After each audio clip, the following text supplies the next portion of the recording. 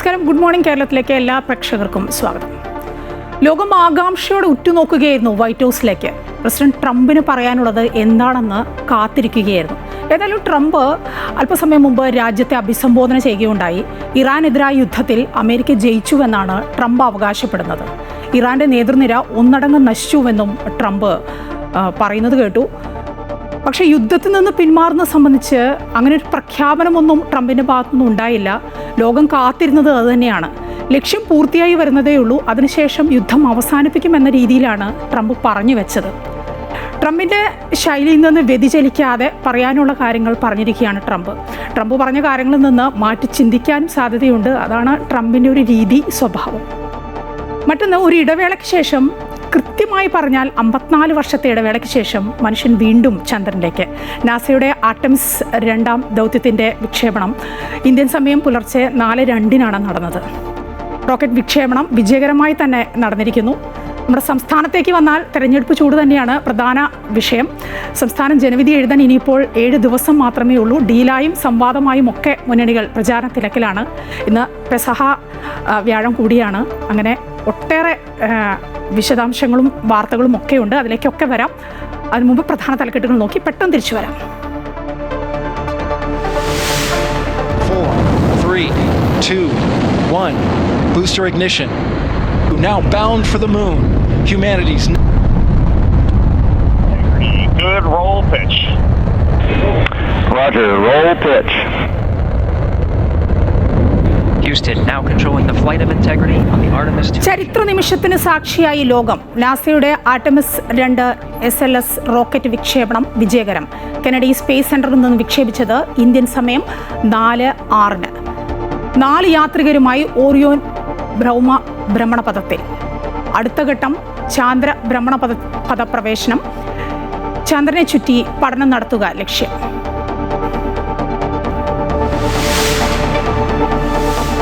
ഇറാനെതിരായ യുദ്ധത്തിൽ America ജയിച്ചുവെന്ന് president Donald Trump. ഇറാന്റെ നേതൃനിര ഒന്നടങ്കം നശിച്ചുവെന്നും അമേരിക്കൻ ജനതയെ അഭിസംബോധന ചെയ്ത ട്രംപ്.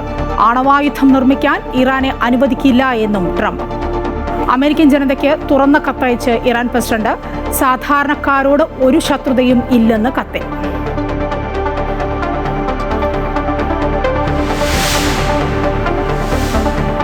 കേരളം പോളിംഗ് ബൂത്തിലെത്താൻ ഇനി 7 നാൾ. LDF UDF പ്രകടന പത്രികകൾ ഇന്ന് പുറത്തിറക്കും. പ്രിയങ്ക ഗാന്ധി ഇന്ന് തിരുവനന്തപുരത്തും കൊല്ലത്തും. മുഖ്യമന്ത്രിയുടെ പര്യടനം ഇന്ന് കോഴിക്കോട്. മഹാരാഷ്ട്ര മുഖ്യമന്ത്രി ദേവേന്ദ്ര ഫഡ്നവിസ് എറണാകുളം ജില്ലയിൽ. പാലക്കാട് UDF സ്ഥാനാർത്ഥി രമേശ് പിഷാരടിയെ BJP പ്രവർത്തകർ തടഞ്ഞ സംഭവത്തിൽ വ്യാപക പ്രതിഷേധം.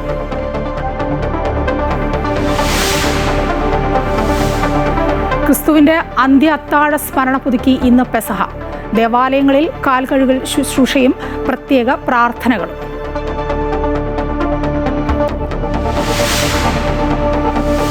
IPL-ൽ ഡൽഹിക്ക് ജയത്തുടക്കം. ലക്നൌവിനെ തോൽപ്പിച്ചത് 6 വിക്കറ്റിന്. ആദ്യ ജയം തേടി കൊൽക്കത്തയും ഹൈദരാബാദും ഇന്ന് നേർക്കുനേർ. ചരിത്രം സൃഷ്ടിച്ച് നാസയുടെ ആർടെമിസ് 2 ദൗത്യം. മനുഷ്യനെ ചന്ദ്രന്റെ ഭ്രമണപഥത്തിലെത്തിക്കുന്ന ദൗത്യത്തിന്റെ വിക്ഷേപണം ഇന്ത്യൻ സമയം പുലർച്ചെ 4:02 നടന്നത്. 4 പേരെ വഹിച്ച് SLS റോക്കറ്റ് ഫ്ലോറിഡയിലെ കെനഡി സ്പേസ് സെന്ററിൽ നിന്നാണ് കുതിച്ചത്. 10 ദിവസത്തെ യാത്രയിൽ 4 അംഗ സംഘം ചന്ദ്രനെ ചുറ്റും. കൂടുതൽ വിവരങ്ങളുമായി ന്യൂസ് ഡെസ്കിൽ നിന്ന് ഗോപിക നായർ ചേരുകയാണ്. ഗോപിക, ചരിത്രം സൃഷ്ടിച്ചിരിക്കുകയാണ് നാസയുടെ ആർടെമിസ് 2 ദൗത്യം. വിജയകരമായിരിക്കുന്നു അല്ലേ? അതെ, തീർച്ചയായും. ആ ചരിത്ര നിമിഷത്തിനാണ് നമ്മൾ സാക്ഷ്യം വഹിച്ചത്, ലോകം സാക്ഷ്യം വഹിച്ചത്. ഫ്ലോറിഡയിലെ കെനഡി സ്പേസ് സെന്ററിൽ നിന്നും പുലർച്ചെ 4:05 SLS-2 റോക്കറ്റ്, അതായത് ആർടെമിസ് 2 ദൗത്യം വിക്ഷേപണം വിജയകരമെന്ന് നാസ അറിയിച്ചിട്ടുണ്ട്.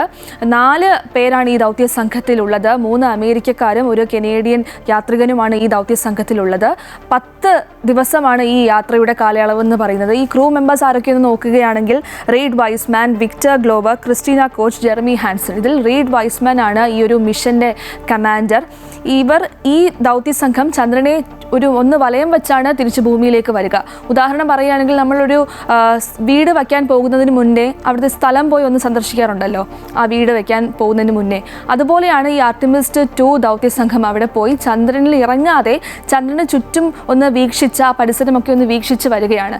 ഈ ഒരു യാത്രയുടെ കാലയളവിൽ അവർ നിരവധി ഗവേഷണങ്ങളും പഠനങ്ങളും നടത്തും എന്നുള്ള റിപ്പോർട്ടുകളും പുറത്തു വരുന്നുണ്ട്. അതായത് 2027-28 ആർട്ടിമിസ് 3-4 ദൗത്യം നടക്കാറുള്ളത്. 4 സ്റ്റേജുകളാണുള്ളത്. അതിൽ ആദ്യത്തേത് ആളില്ലാ വിക്ഷേപണമായിരുന്നു, അത് വിജയകരമായിരുന്നു. ഇതിപ്പോൾ 2ാമത്തെ സ്റ്റേജിലാണ് നിൽക്കുന്നത്. ഇനി 3-4 സ്റ്റേജിലാണ് മനുഷ്യനെ ചന്ദ്രനിലേക്ക് എത്തിക്കാനുള്ള ഒരു ശ്രമം നടത്തുന്നത്. അതിൻ്റെ മുന്നോടിയായുള്ള പ്രിപ്പറേഷൻ്റെ ഭാഗമായിട്ടാണ് ആർട്ടിമിസ് 2 ദൗത്യം ഇപ്പോൾ വിജയകരമെന്ന് നാസ പറഞ്ഞിരിക്കുന്നത്. എന്തായാലും ഈ ഒരു നാസയുടെ, അതായത് ചന്ദ്രനെ താവളമാക്കി ചൊവ്വയിലേക്ക് ഇനി മനുഷ്യനെ അയക്കാനുള്ള ഒരു നാസയുടെ സ്വപ്ന പദ്ധതിയിലേക്കുള്ള ആദ്യ ചുവടുവയ്പ്പാണ് ഈ ആർട്ടിമിസ് 2 ദൗത്യം എന്ന് നമുക്ക് പറയാൻ സാധിക്കും. എന്തായാലും വിക്ഷേപണം വിജയകരമെന്നാണ് നാസ അറിയിച്ചിട്ടുള്ളത്. ഈ ഒരു കാലയളവിൽ അവർ നിരവധി ഗവേഷണങ്ങളും പഠനങ്ങളും എല്ലാം നടത്തുമെന്നുള്ള റിപ്പോർട്ടുകളും പുറത്തു വരുന്നുണ്ട്. ഗോപിക, ഈ ചാന്ദ്ര ദൗത്യം എന്നൊക്കെ പറയുമ്പോൾ നമുക്ക് വലിയ അത്ഭുതമാണ്.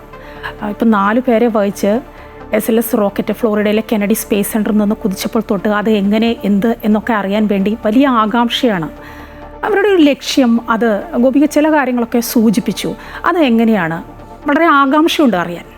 മായ, എല്ലാവർക്കും ഒരു ഡൗട്ടായിരിക്കും, അതായത് ചന്ദ്രനിലേക്ക് ഇറങ്ങുമോ ഇല്ലയോ എന്നുള്ളത്. ഈ ദൗത്യത്തിൽ ഈ യാത്രികർ ചന്ദ്രനിലേക്ക് ഇറങ്ങുന്നില്ല, പകരം ചന്ദ്രനെ വലയം വെച്ച് തിരികെ ഭൂമിയിലേക്ക് എത്തുകയാണ് ചെയ്യുന്നത്. നേരത്തെ സൂചിപ്പിച്ച പോലെ 10 ദിവസമാണ് ഈ ഒരു യാത്ര എന്ന് പറയുന്നത്. ഈ യാത്രയിൽ യാത്രികർ നിരവധി പരീക്ഷണങ്ങളും ഗവേഷണങ്ങളും പഠനങ്ങളുമാണ് നടത്തുന്നത്. അതായത് മെയിനായിട്ടും ടെക്നിക്കൽ പരമായ കാര്യങ്ങളെല്ലാം കൃത്യമായി ഓക്കെ ആയിട്ടാണോ പോകുന്നത് എന്നാണ് നോക്കുന്നത്. ഈ യാത്രയുടെ ആദ്യത്തെ 24 മണിക്കൂറിനുള്ളിൽ തന്നെ ഇവരൊരു പ്രോക്സിമിറ്റി ഓപ്പറേഷൻ ആരംഭിച്ചിട്ടുണ്ട്. അതായത് ഈ ഒരു ഓറിയോൺ പേടകത്തിൻ്റെ അപ്പർ സ്റ്റേജിൽ നമ്മളിനി ഭാവിയിൽ മനുഷ്യനെ ചന്ദ്രനിലേക്ക് അയക്കുമ്പോൾ മറ്റ് പേടകങ്ങളുമായുള്ള കണക്ടിവിറ്റി ഇഷ്യൂസ് ഓക്കെ ആണോ എന്ന് നോക്കാനാണ് ഈ ഒരു പ്രോക്സിമിറ്റി ഓപ്പറേഷൻ നടത്തുന്നത്.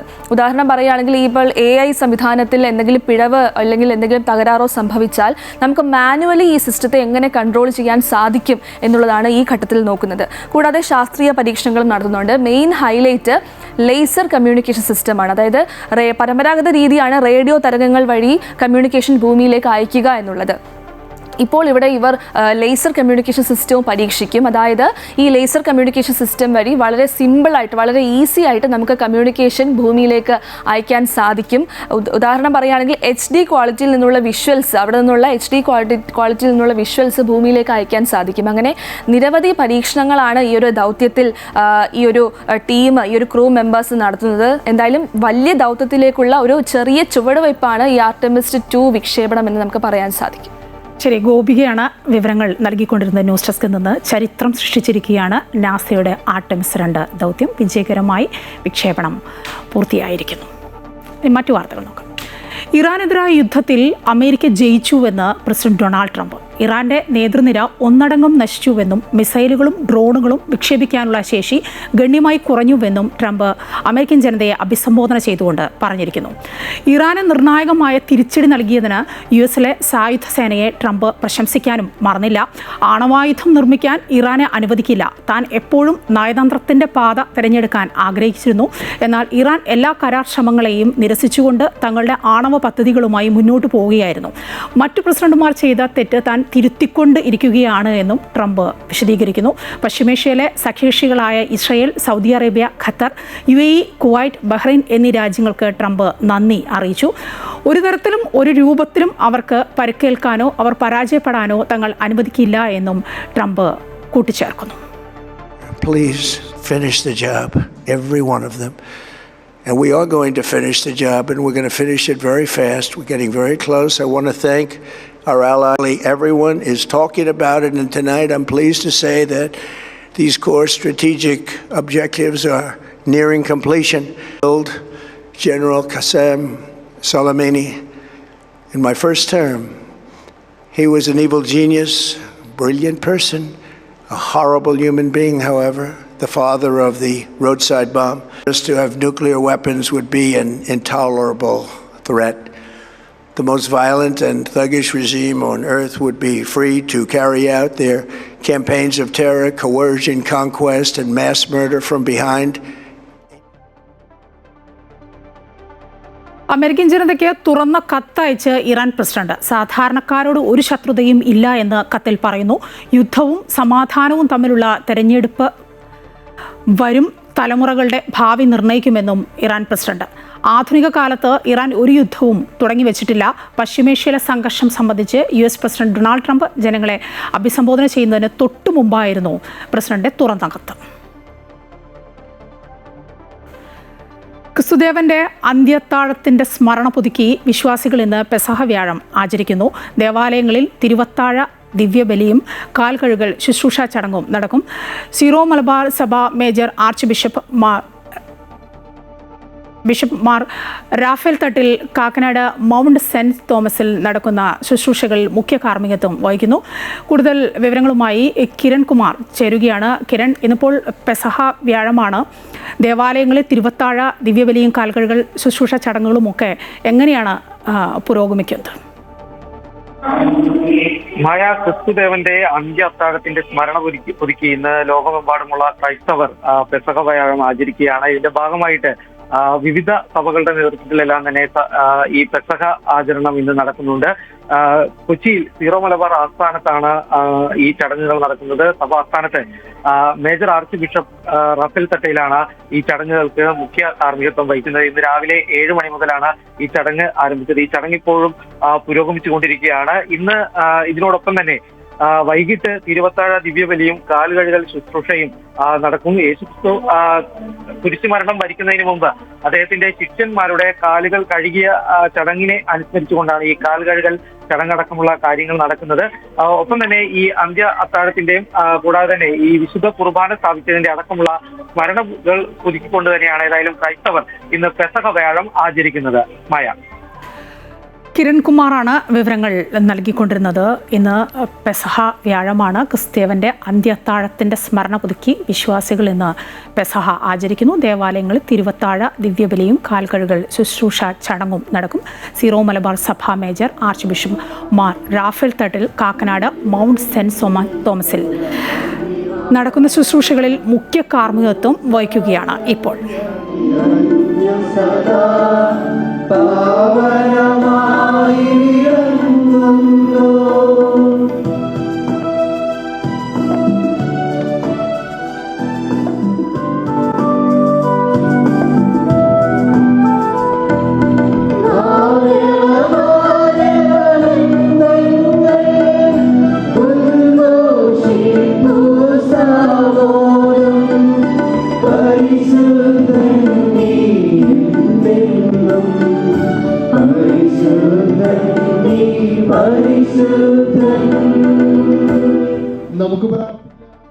മൈജി മലയാളീസ് മാൻഡേറ്റ് സമർപ്പിക്കുന്നത് മൈജിയാണ് future. Powered by join India's #1 commerce institute IIC Lakshya in association with VKC India's pride.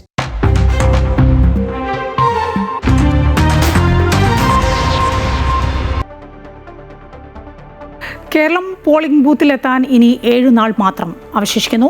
കളം പിടിക്കാൻ തന്ത്രങ്ങൾ മെനയുകയാണ് 3 മുന്നണികളും. LDFന്റെയും UDFന്റെയും പ്രകടന പത്രികകൾ ഇന്ന് പുറത്തിറക്കും. മുഖ്യമന്ത്രി പിണറായി വിജയനാണ് ഇടത് മുന്നണിയുടെ പ്രകടന പത്രിക പുറത്തിറക്കുക. കോഴിക്കോട് നടക്കുന്ന ചടങ്ങിൽ MV ഗോവിന്ദൻ, LDF കൺവീനർ, മുന്നണിയിലെ മറ്റ് പ്രമുഖ നേതാക്കൾ തുടങ്ങിയവർ പങ്കെടുക്കും. ക്ഷേമ പെൻഷനുകൾ, ലൈഫ് മിഷൻ, K-ഫോൺ തുടങ്ങിയ പദ്ധതികളിലെ അടുത്ത ഘട്ട പ്രഖ്യാപനങ്ങൾ പത്രികയിൽ ഉണ്ടായേക്കും. തെലങ്കാന മുഖ്യമന്ത്രി രേവന്ത് റെഡ്ഡി, KC വേണുഗോപാൽ, VD സതീശൻ എന്നിവർ ചേർന്ന് കൊച്ചിയിലെ ചടങ്ങിലാണ് UDFന്റെ പ്രകടന പത്രിക പ്രകാശനം ചെയ്യുക. കേന്ദ്രമന്ത്രിമാരടക്കം ദേശീയ നേതാക്കളുടെ പ്രചാരണം വിവിധ ജില്ലകളിൽ തുടരുകയാണ്. പ്രിയങ്ക ഗാന്ധി ഇന്ന് തിരുവനന്തപുരത്തും കൊല്ലത്തും പ്രചാരണം നടത്തും. മുഖ്യമന്ത്രിയുടെ പര്യടനം ഇന്ന് കോഴിക്കോട് ജില്ലയിലാണ്. മഹാരാഷ്ട്ര മുഖ്യമന്ത്രി ദേവേന്ദ്ര ഫഡ്നവിസ് എറണാകുളം ജില്ലയിലുണ്ട്.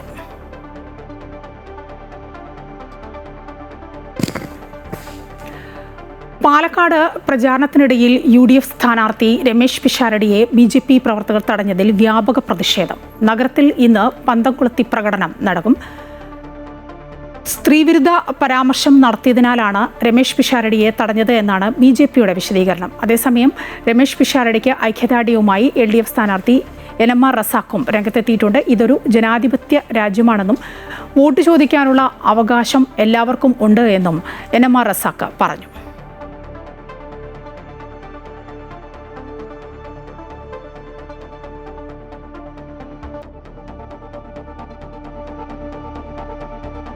പാലക്കാട് നഗരത്തിൽ UDFന്റെ സ്ഥാനാർത്ഥി ഒരു സ്ഥലത്ത് പര്യടനത്തിന് പോയ സമയത്ത് അവിടെ വേറൊരു പാർട്ടിയിൽപ്പെട്ട കുറച്ചുപേരെ അത് തടയുകയും തടഞ്ഞിട്ട് അദ്ദേഹത്തിന് തിരിച്ചയക്കുകയൊക്കെ ചെയ്തിരുന്നു. നമ്മളൊരു ജനാധിപത്യ രാജ്യത്തിലാണ് എല്ലാവരും ജീവിക്കുന്നത്. പ്രത്യേകിച്ച് പാലക്കാടിൻ്റെ മണ്ണിൽ ഇമാതിരിയുള്ള കാര്യങ്ങളൊന്നും നടക്കാറില്ല. പാലക്കാട്ടുകാരുടെ മനസ്സ് അങ്ങനെയുള്ളതല്ല. പ്രിയമുള്ള എല്ലാ പാർട്ടിയിൽപ്പെട്ടവരും ഇമാതിരിയുള്ള കാര്യങ്ങൾ ചെയ്യാതിരിക്കാൻ വേണ്ടി പരമാവധി ശ്രമിക്കണം. ഒരാൾ നമ്മുടെ പ്രദേശത്ത് വന്ന് വോട്ട് ചോദിച്ചിട്ട് പോകുന്നത് കൊണ്ട് നമ്മളെ കൂടിയിരിക്കുന്ന ആൾക്കാരുടെ ആദർശം അങ്ങനെ മാറിപ്പോകുന്നില്ല. വോട്ട് ചോദിക്കാനുള്ള അവകാശം എല്ലാ സ്ഥാനാർത്ഥികൾക്കും ഉണ്ട്. ജീവിച്ചിരിക്കുന്ന ആൾ മരിച്ചുവെന്ന് രേഖപ്പെടുത്തിക്കൊണ്ട് തെരഞ്ഞെടുപ്പ് കമ്മീഷൻ ഇടുക്കി പൂപ്പാറ സ്വദേശിയായ വയോധികയാണ് വോട്ടേഴ്സ് ലിസ്റ്റിൽ നിന്നും ഒഴിവാക്കിയിരിക്കുന്നത്. വോട്ടർ മരിച്ചുവെന്നാണ് കാരണമായി രേഖപ്പെടുത്തിയിരിക്കുന്നത്. ഇടുക്കി എസ്റ്റേറ്റ് പൂപ്പാറ സ്വദേശിയായ 81 വയസ്സുകാരി കുപ്പശ്ശേരിയിൽ രാധാ വേലായുധൻ മരിച്ചതായാണ് തെരഞ്ഞെടുപ്പ് കമ്മീഷൻ വിധിയെഴുതിയത്. 60 വർഷത്തിലധികമായി എസ്റ്റേറ്റ് പൂപ്പാറയിൽ സ്ഥിരതാമസക്കാരിയാണ് രാധ. കഴിഞ്ഞ തെരഞ്ഞെടുപ്പുകളിലെല്ലാം വോട്ട് രേഖപ്പെടുത്തിയിരുന്നു. ജീവിച്ചിരിക്കുന്ന ഒരാൾ മരിച്ചു എന്ന് പറഞ്ഞത് എന്തായാലും തെറ്റായിപ്പോയി. ഞാൻ നല്ല ജീവനോടെ തന്നെ വോട്ട് പറഞ്ഞ് നടക്കുന്ന ഒരാളാണ്. പ്രായമായി, അത് ശരി തന്നെ. വോട്ടില്ലാതെയാക്കി.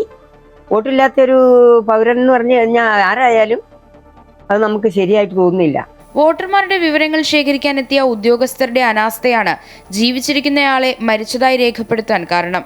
രേഖകളിൽ അബദ്ധം സംഭവിച്ചത് മനസ്സിലാക്കിയ പൊതുപ്രവർത്തകർ പലതവണ വിവരം ഉദ്യോഗസ്ഥരെ അറിയിച്ചെങ്കിലും തെറ്റിദ്ധരുത്തിയില്ല. ഇതിപ്പോൾ ഒരു ഭരണഘടനാ ലംഘനമാണ് ഈ ഉദ്യോഗസ്ഥന്മാരുടെ ഭാഗത്തു നിന്നുണ്ടായിരിക്കുന്നത്.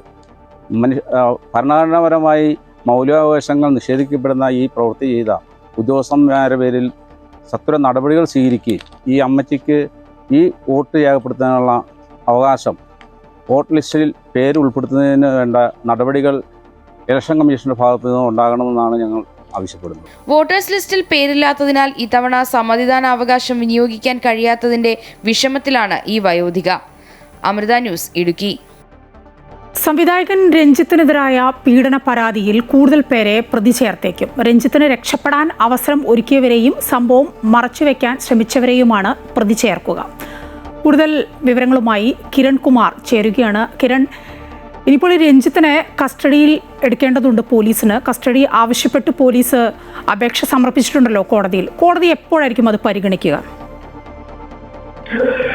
മായ, ഈ യുവനടിയുടെ പരാതിയിൽ രഞ്ജിത്തിനെതിരെ എടുത്തിരിക്കുന്ന കേസിൽ ഈ രഞ്ജിത്തിനെ ഇതിന് കേസ് എടുത്തതിന് പിന്നാലെ തന്നെ ഒളിവിൽ പോകാനും ഒപ്പം തന്നെ ഈ സംഭവം മറച്ചു പിടിക്കാനടക്കം സഹായിച്ചിരുന്ന വ്യക്തികളെന്ന് സംശയിക്കുന്ന ആളുകളെ അടക്കം ചോദ്യം ചെയ്യുന്നതിന് വേണ്ടിയുള്ള നീക്കമാണ് ഇപ്പോൾ പോലീസിന്റെ ഭാഗത്തു നിന്നും ഉണ്ടായിരിക്കുന്നത്. ഈ സംഭവം നടന്നിട്ട് ഏതാനും ദിവസങ്ങളായി. അതുകൊണ്ട് തന്നെ ഈ സംഭവം പുറത്തറിയാതിരിക്കാൻ ഇത് മറച്ചു പിടിക്കാനായിട്ടുള്ള ശ്രമങ്ങൾ ഉണ്ടായിട്ടുണ്ട്. അത് സിനിമാ സെറ്റിൽ തന്നെ ഉള്ളവരും ഒപ്പം തന്നെ രഞ്ജിത്തിനോട് അടുപ്പമുള്ളവരും ആണ് ഇത്തരത്തിൽ ഈ സംഭവങ്ങൾ മറച്ചു പിടിക്കാനായിട്ട് ശ്രമിച്ചിരുന്നത് എന്നുള്ളൊരു നിഗമനത്തിലേക്ക് തന്നെയാണ് പോലീസ് എത്തുന്നത്. ഈ ഒരു സാഹചര്യത്തിൽ തന്നെയാണ് ഇവരുടെ കൂടി മൊഴിയെടുത്തതിന് ശേഷം തുടർ നടപടികളിലേക്ക് കടക്കാനായിട്ടുള്ള ഒരു നീക്കം പോലീസിന്റെ ഭാഗത്തു നിന്നും ഉണ്ടായിരിക്കുന്നത്. ഏതായാലും ഈ വേണ്ടി വന്നു കഴിഞ്ഞാൽ അല്ലെങ്കിൽ അത്തരത്തിൽ ഇവർ ഈ സംഭവം മറച്ചു പിടിക്കാൻ ശ്രമിച്ചിട്ടുണ്ട് എന്ന് വ്യക്തമായി കഴിഞ്ഞാൽ ഇവരെ കൂടി പ്രതി ചേർക്കുക എന്നതടക്കമുള്ള കാര്യങ്ങൾ ഏതായാലും പോലീസിന്റെ പരിഗണനയിലുണ്ട്.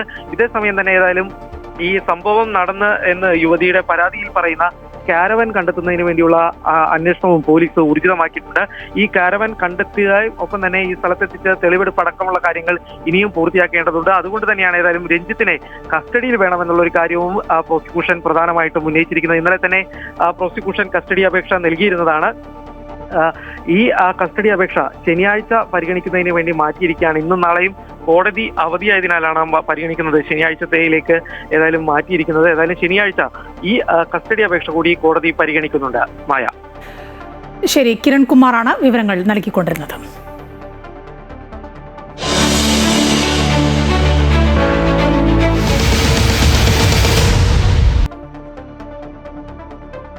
കനത്ത ത്രികോണ പോരാട്ടം നടക്കുന്ന മഞ്ചേശ്വരം നിയോജക മണ്ഡലം ഇതിനകം ചർച്ചകളിൽ നിറഞ്ഞു കഴിഞ്ഞിരിക്കുന്നു. ഓരോ വോട്ടും നിർണായകമാകുന്ന മണ്ഡലത്തിൽ STPA സ്ഥാനാർത്ഥിയെ നിർത്തിയതും പിന്നീട് പത്രിക പിൻവലിച്ചതും UDF, LDF മുന്നണികൾ തമ്മിൽ ഡീൽ ആരോപണങ്ങൾക്കടക്കം വഴി തുറക്കുകയുണ്ടായി. BJPയും ലീഗും നേർക്കുനേർ ഏറ്റുമുട്ടുന്ന തുളുനാടൻ മണ്ണിൽ ജയപരാജയങ്ങൾ പ്രവചനാതീതമാണ്. കനത്ത പോരാട്ടം നടക്കുന്ന മഞ്ചേശ്വരം നിയോജക മണ്ഡലത്തിൽ രാഷ്ട്രീയ നിരീക്ഷകരുടെ നിഗമനങ്ങൾക്കപ്പുറത്താണ് ഇത്തവണ വോട്ടർമാരുടെ മനസ്സെന്നത് ശ്രദ്ധേയം. മണ്ഡലത്തിൽ കഴിഞ്ഞ ദിവസങ്ങളിലുണ്ടായ രാഷ്ട്രീയ സംഭവ വികാസങ്ങൾ അട്ടിമറി സാധ്യതകളിലേക്ക് വിരൽ ചൂണ്ടുന്നു. STPI സ്ഥാനാർത്ഥിയെ നിർത്തിയതും പിന്നീട് PK കുഞ്ഞാലിക്കുട്ടി ഉൾപ്പെടെയുള്ള UDF നേതാക്കളുടെ സമ്മർദ്ദത്തെ തുടർന്ന് STPI സ്ഥാനാർത്ഥി KM അഷറഫ് പത്രിക പിൻവലിച്ചതും തുടർന്ന് LDFന് പിന്തുണ പ്രഖ്യാപിച്ചതും ഉൾപ്പെടെയുള്ള കാര്യങ്ങൾ മഞ്ചേശ്വരം തെരഞ്ഞെടുപ്പ് ചൂടിൽ കണക്കുകൂട്ടലുകളെ മാറ്റിമറിച്ചുകൊണ്ടിരിക്കുകയാണ്. എന്തായാലും BJP സ്ഥാനാർത്ഥി K സുരേന്ദ്രൻ നിലവിലെ MLAയും UDF സ്ഥാനാർത്ഥിയുമായ AKM അഷറഫിന് കനത്ത വെല്ലുവിളി ഉയർത്തുന്ന സാഹചര്യമാണ് മണ്ഡലത്തിൽ എന്നതിന് തർക്കമില്ല. STPI ഉയർത്തിയ സമ്മർദ്ദങ്ങൾക്കിടയിലും പ്രചരണത്തിലേർപ്പെട്ട ലീഗ് സ്ഥാനാർത്ഥി AKM അഷറഫ് പറയുന്നത് ഇങ്ങനെ: ഞങ്ങളെ സംബന്ധിച്ചിടത്തോളം UDFന് നല്ല സ്വാധീനമുള്ള മികച്ച രീതിയിൽ വിജയിക്കാനുള്ളൊരു കോൺസ്റ്റിറ്റ്യുവൻസിയായ മഞ്ചേശ്വരം മാറി. എല്ലാവരുടെയും ചർച്ച 2014 89, 2021 745, അതൊന്നുമല്ല മഞ്ചേശ്വരം. 2001 ഭൂരിപക്ഷം മഞ്ചേശ്വരം മറികടക്കും. ഏറ്റവും മികച്ച ഭൂരിപക്ഷത്തോടു കൂടി മഞ്ചേശ്വരത്ത് UDF ഒരു ചരിത്ര വിജയം നേടും. അതേസമയം മഞ്ചേശ്വരത്തെ തുളുനാടൻ മണ്ണിൽ ന്യൂനപക്ഷ വോട്ടുകളടക്കം ശേഖരിച്ചുകൊണ്ട് ഇത്തവണ BJP വിജയിക്കുമെന്ന ഉറച്ച പ്രതീക്ഷയിലാണ് NDA സ്ഥാനാർത്ഥി K സുരേന്ദ്രൻ. കാര്യമായ വികസനങ്ങളൊന്നും മഞ്ചേശ്വരത്ത് ഉണ്ടായിട്ടില്ലെന്ന് സുരേന്ദ്രൻ ചൂണ്ടിക്കാട്ടുന്നു. LDFനും UDFനും എതിരായിട്ടുള്ള ശക്തമായ വികാരമുണ്ട്. സംസ്ഥാനം മുഴുവൻ LDFനെതിരെ ആന്റി ഇൻകംബൻസി ഉണ്ട്. ഈ മണ്ഡലത്തിൽ നിലവിലെ MLA ലീഗ് 40 വർഷമായിട്ട് ഇവിടെ പ്രധാന ലീഗ് വികസനം കൊണ്ടുവന്നില്ല എന്നുള്ള വലിയ വികാരമുണ്ട്. അത് ഞങ്ങൾ ഇത്തവണ ജയിക്കും. മണ്ഡലത്തിൽ 3ാം സ്ഥാനത്ത് നിൽക്കുന്ന LDFന് ലഭിക്കുന്ന വോട്ടുകളും നിർണായകമാണ്.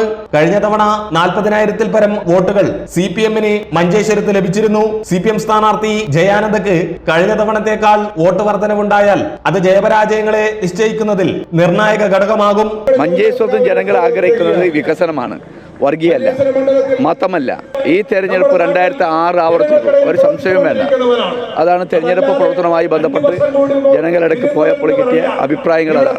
BJP UDF സ്ഥാനാർത്ഥികൾക്കെതിരെ അപരന്മാരുമുണ്ട്. അവർക്ക് കിട്ടുന്ന വിരലിലെണ്ണാവുന്ന വോട്ടുകളും മണ്ഡലത്തിലെ ഫലങ്ങളെ സ്വാധീനിക്കും. കേവലം 745 വോട്ടുകൾക്കായിരുന്നു കഴിഞ്ഞ നിയമസഭാ തെരഞ്ഞെടുപ്പിൽ മഞ്ചേശ്വരത്ത് UDFന്റെ വിജയം. അമൃത ന്യൂസ്, കാസർഗോഡ്.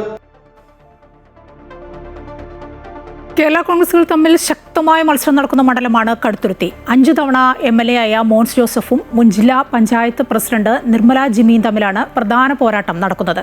വികസനം ചർച്ചയാവുന്ന മണ്ഡലത്തിൽ NDA സ്ഥാനാർത്ഥി സുരേഷ് ഇടിക്കുന്നേലും ശക്തമായ സാന്നിധ്യമാണ്. 2021 കേരള കോൺഗ്രസുകൾ തമ്മിൽ ശക്തമായ പോരാട്ടം നടന്ന മണ്ഡലമാണ് കടുത്തുരുത്തി. 2016 കേരള കോൺഗ്രസ് M സ്ഥാനാർത്ഥിയായിരുന്ന മോൻസ് ജോസഫിന്റെ 47,000-ൽ പരം വോട്ടിന്റെ ലീഡ് 2021 4,256 കുറയ്ക്കാൻ കേരള കോൺഗ്രസ് എമ്മിലെ സ്റ്റീഫൻ ജോർജിന് കഴിഞ്ഞു. മുൻപ് 2 തവണ ജില്ലാ പഞ്ചായത്ത് പ്രസിഡന്റായിരുന്ന നിർമ്മല ജിമ്മിയെയാണ് കേരള കോൺഗ്രസ് M ഇത്തവണ മണ്ഡലം പിടിച്ചെടുക്കാനുള്ള ദൗത്യം ഏൽപ്പിച്ചിരിക്കുന്നത്. 25 വർഷം മണ്ഡലത്തെ പ്രതിനിധീകരിച്ചിട്ടും എടുത്തു പറയാവുന്ന ഒരു വികസനവും മണ്ഡലത്തിൽ നടപ്പാക്കാൻ മോൻസിന് കഴിഞ്ഞില്ല എന്നാണ് ഇടതുപക്ഷം ആരോപിക്കുന്നത്. കടുത്തുരുത്തി നിയോജക മണ്ഡലത്തിലേക്ക് വന്ന ഓരോ പ്രദേശത്തേക്കും ചെന്നപ്പോൾ ഓരോ പ്രദേശത്തുമുള്ള ആളുകൾക്ക് സംസാരിക്കാനുള്ളത് ഈ കടുത്തുരുത്തി നിയോജക മണ്ഡലത്തിലെ വികസന പിന്നോക്കാവസ്ഥയെക്കുറിച്ചാണ്.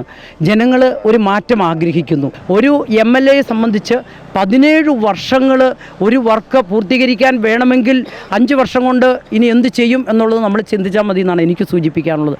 ഇടതുപക്ഷ മുന്നണി ഒറ്റക്കെട്ടായി ഒരുപോലെ മുന്നോട്ട് പോകുമ്പോൾ വൻപിച്ച ഭൂരിപക്ഷത്തോടു കൂടി ജയിക്കാനുള്ള എല്ലാ സാഹചര്യവും ഇവിടെയുണ്ട്. ഇടതു സർക്കാർ അധികാരത്തിലുണ്ടായിരുന്ന കാലഘട്ടത്തിൽ മാത്രമാണ് മണ്ഡലത്തിൽ വികസനം നടപ്പാകാതിരുന്നത് എന്നാണ് മോൻസ് ജോസഫിന്റെ ആരോപണം. ലഭ്യമായ ഫണ്ടുകളും മറ്റ് സാധ്യതകളും പ്രയോജനപ്പെടുത്തി മണ്ഡലത്തിൽ പരമാവധി വികസനം എത്തിക്കാൻ കഴിഞ്ഞിട്ടുള്ളതായി മോൻസ് അവകാശപ്പെട്ടു.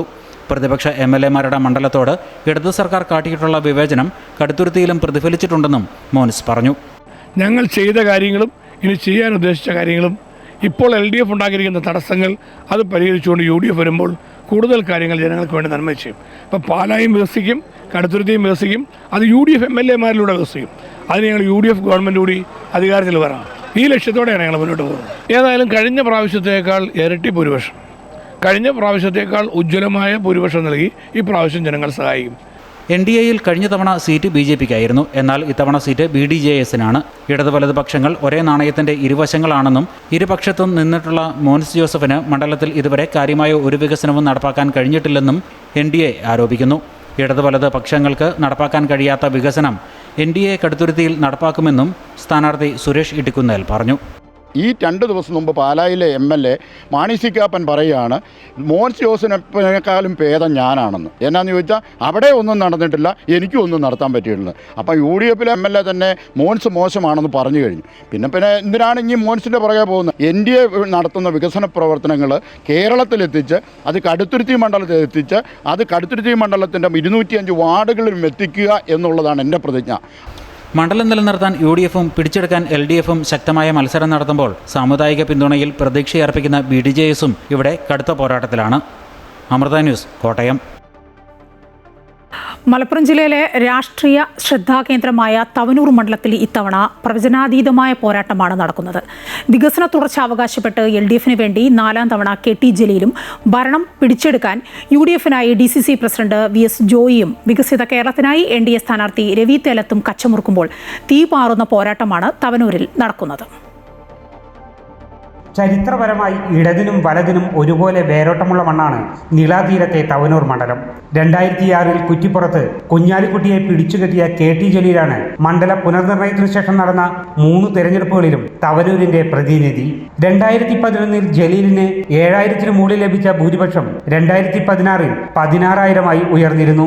എന്നാൽ 2021 ഫിറോസ് കുന്നുംപറമ്പിലിനെ ഇറക്കി UDF നടത്തിയ പോരാട്ടത്തിൽ ഭൂരിപക്ഷം 2564 വോട്ടിലേക്ക് കൂപ്പുകുത്തി. തദ്ദേശ സ്വയംഭരണ തെരഞ്ഞെടുപ്പിലാകട്ടെ മണ്ഡലത്തിലെ മുഴുവൻ പഞ്ചായത്തുകളും UDF പിടിച്ചെടുത്തു. സർക്കാരിന്റെ വികസന നേട്ടങ്ങളും MLA ആയി 15 വർഷം മണ്ഡലത്തിൽ നടപ്പിലാക്കിയ അടിസ്ഥാന സൗകര്യ വികസനങ്ങളിലുമാണ് ജലീൽ പ്രതീക്ഷ വയ്ക്കുന്നത്. ജനങ്ങളോട് പറഞ്ഞ കാര്യങ്ങളൊക്കെ പൂർത്തീകരിക്കാൻ വേണ്ടി സാധിച്ചിട്ടുണ്ട്. നിരവധി പദ്ധതികൾ നടപ്പിലാക്കാൻ വേണ്ടി സാധിച്ചു എന്നുള്ള കൃതാർത്ഥതയോടുകൂടിയാണ് ജനങ്ങളുടെ മുന്നിൽ അവരോട് പറഞ്ഞ കാര്യങ്ങൾ അവർക്ക് ഏറ്റവും ഈസി ആയിട്ട് അപ്രോച്ച് ചെയ്യാൻ പറ്റുന്ന ആൾ ആരാണ് എന്ന അവർ അനുഭവങ്ങളിലൂടെ പഠിച്ചിട്ടുണ്ട്. അതുകൊണ്ട് തന്നെ അവർ എന്നെ പിന്തുണക്കും എന്ന ഉറച്ച വിശ്വാസം എനിക്കുണ്ട്. ഓരോ തിരഞ്ഞെടുപ്പുകളിലും കുറയുന്ന KT ജലീലിന്റെ ഭൂരിപക്ഷവും തദ്ദേശ സ്വയംഭരണ തെരഞ്ഞെടുപ്പിലെ വിജയവുമാണ് UDFിന് മണ്ഡലത്തിൽ ഇത്തവണ പ്രതീക്ഷ നൽകുന്നത്. DCC അധ്യക്ഷൻ VS ജോയിയെ തന്നെ കളത്തിലിറക്കി മണ്ഡലം പിടിക്കാനാണ് UDFിന്റെ ശ്രമം.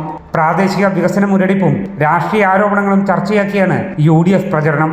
ഭാരതപ്പുഴ പോലെ വിവിധ പുഴകളും നദികളും ഒക്കെയുള്ള അതിനാൽ ചുറ്റപ്പെട്ടൊരു മണ്ഡലമാണ് തവനൂർ മണ്ഡലം. പക്ഷേ ഇവിടെ കുടിക്കാൻ വെള്ളമില്ല എന്ന് പറയുമ്പോൾ വെള്ളം സർവത്ര തുള്ളി കുടിക്കാനില്ല എന്ന് പറഞ്ഞാൽ അത് തവനൂർ മണ്ഡലത്തെ നോക്കി പറഞ്ഞതാണോ എന്ന് പോലും സംശയിക്കുന്ന തരത്തിലാണ് ഇവിടുത്തെ സാഹചര്യം. കോടിക്കണക്കിന് രൂപ കൊടുത്ത് നിർമ്മിച്ച ചമ്രവട്ടം പദ്ധതി ഇന്ന് വലിയൊരു അഴിമതി പദ്ധതിയായി മാറിയിരിക്കുകയാണ്. ആ ചോർച്ച ഇതുവരെ അടയ്ക്കാൻ കഴിഞ്ഞിട്ടില്ല. അതിലൂടെ കോടികൾ മുടക്കപ്പെടുകയും എന്നാൽ ഇവിടെ കുടിവെള്ള പ്രശ്നത്തിന് പരിഹാരം കാണാതിരിക്കുകയും ചെയ്യുന്ന ഒരു സാഹചര്യമാണ്. ഒരുപാട് വികസന പ്രശ്നങ്ങളുണ്ട്. BJP മുൻ ജില്ലാ അധ്യക്ഷൻ രവി തേലത്താണ് NDA സ്ഥാനാർത്ഥി. കേന്ദ്ര സർക്കാരിന്റെ ജനക്ഷേമ പദ്ധതികൾ വോട്ടായി മാറുമെന്ന പ്രതീക്ഷയിലാണ് NDA. അപ്പോൾ കേരളത്തിന്റെ വികസനം നേരത്തെ പറഞ്ഞ പോലെ 10 പേർക്ക് തൊഴിൽ ലഭിക്കുക, അവർ ഇവിടെ അധ്വാനിച്ച് അവർ സ്വാവലംബിയായിട്ട് മാറുക, ഇവിടെയുള്ള വികസന പ്രവർത്തനങ്ങളിൽ നാട്ടിലതിൻ്റെ ഗുണമുണ്ടാവുക, സൗകര്യങ്ങളുണ്ടാവുക, അതോടൊപ്പം തന്നെ ഇതേപോലെ സാംസ്കാരിക പരമായിട്ട് നിലനിൽക്കുന്ന അതിൻ്റെ പൈതൃകങ്ങളെ തകർക്കാതെ നിലനിർത്തുക. ഇത്തരം കാര്യങ്ങളെല്ലാം ഇവിടെ വേണമെങ്കിൽ തീർച്ചയായും വികസിത ഭാരതത്തോടൊപ്പം വികസിത കേരളം വേണമെങ്കിൽ അതിൽ വികസിത തവനൂരും ഉണ്ടാകണം എന്നാണ് നമ്മൾ മുന്നോട്ട് വെക്കുന്നത്. വികസനവും വിവാദങ്ങളും നേർക്കുനേർ ഏറ്റുമുട്ടുന്ന തവനൂരിൽ ഇത്തവണ പ്രവചനാതീതമാണ് കാര്യങ്ങൾ. അമൃത ന്യൂസ്, മലപ്പുറം.